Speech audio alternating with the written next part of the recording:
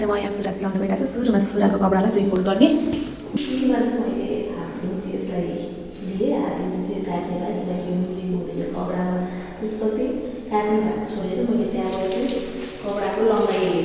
कपडाको लम्बाइ चाहिँ 39 भएको कारणले गर्दा 39.5 जस्तो छ। यति पनि ठिक हुन्छ।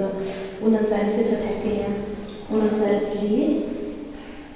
अनि यता पनि मैले हाफ इन्च छोडेको छु कपडा मिलेको छ कि मिलेर काट्नको लागि। त्यसपछि हाम्रो कम्पर 44 छ। 44 हुँदा फेरि 11 हुन्छ। हाफ इन्च छोडेको ठाउँबाट मैले ठ्याक्कै 11 इन्च लिएँ। 11 इन्च लिएपछि त्यसमा फेरि लुजिङ भाग भनेर हामीले 2 इन्च लिन्छौँ। 2 इन्च लिइसकेँ।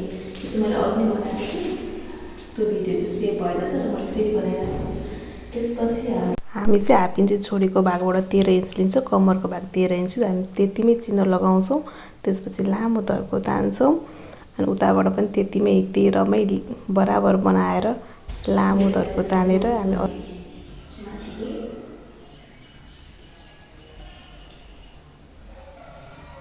लुजिङ भाग भनेर 2 इन्च लिन्छौँ। यसरी लामो बनाउने। त्यसपछि हाम्रो 2 इन्चमा 2.5 जति मलाई चाहिँ मैले चाहिँ 2 लिएको छु। त्यसपछि हामी यहाँ बोरी पनि सक्यौँ। त्यसपछि हाम्रो यता मोदा चाहिँ हाम्रो 10 छ। हामी यहाँ सिङ्गलमा लिन्छौँ 20 छ। सिङ्गलमा लिँदा 10 हुन्छ र हामी 1 इन्च सिलाउने भाग भनेर लिन्छौँ। 1 इन्च सिलाउने भाग एक्स्ट्रा। त्यसपछि अब हामी यहाँ र यहाँलाई जोड्छौँ। यसरी लिएर गएर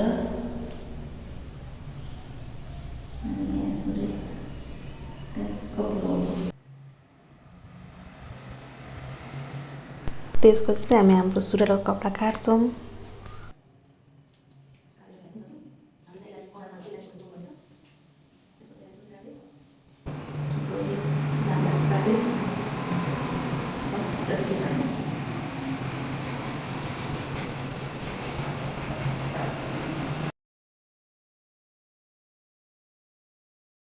प्लाजो सिलाउन चाहिँ एकदमै सजिलो छ। पहिला ड्राफ्ट बनाउने अनि काट्ने चाहिँ एकैछिनमा हुन्छ। यो चाहिँ मेरो कपडा नपुगेर अलि मलाई बेर लागेको थियो। त्यसपछि हामी यहाँ मोताको भाग काटेछौँ।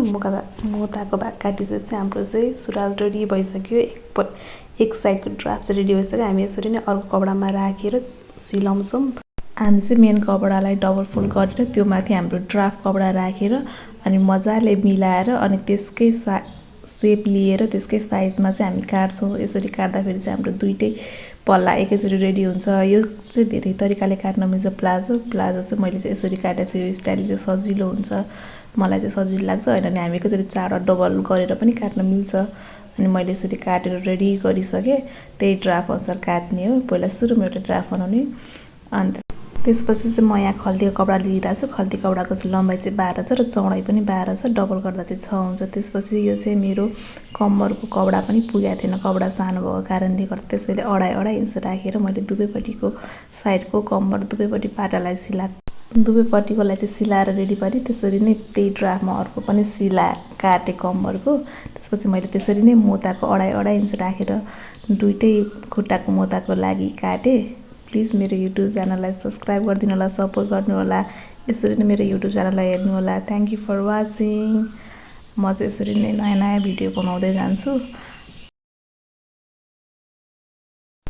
यो चाहिँ हामीले पछि काटेको खल्तीको कपडा। यो चाहिँ हाम्रो मोदा कपडा। यो चाहिँ हाम्रो कम्मरको नपुगेर 2.5 इन्च काटेका छौँ।